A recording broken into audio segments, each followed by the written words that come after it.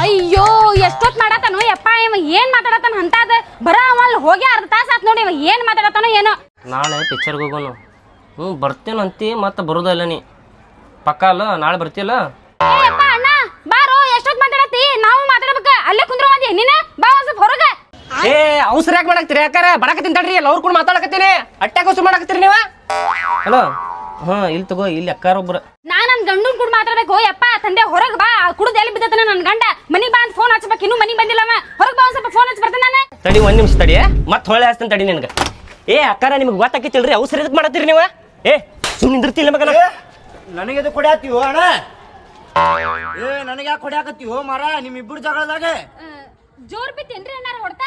ಹ್ಞೂ ರೀ ಅಕ್ಕಾರ ನಮ್ ದೋಸ್ತ್ ಬಿದ್ದು ಸಾಕತ್ತಾನ್ರಿ ಅವ್ನ ದವಾಖಾನಿಗ್ ಕರ್ಕೊಂಡ್ ಹೋಗ್ಬೇಕ ಫೋನ್ ಹಚ್ಚಾತೇನ್ರಿ ನಾ. ಇರ್ಲಿ ನೀವ್ ಮಾತಾಡ್ರಿ ಅಣ್ಣಾರ ಲವರ್ ಇಂಪಾರ್ಟೆಂಟ್ ರೀ. ನೋಡ್ರಿ ಅವ ದೋಸ್ತ್ ಬಿದ್ದು ಸಾಯ್ಲಿ ನನ್ ಗಂಡನ ಕುಡಿದ್ ಬೀಳಿ ಲವರ್ ಇಂಪಾರ್ಟೆಂಟ್ ರೀ. ನೀವ್ ಮಾತಾಡ್ರಿ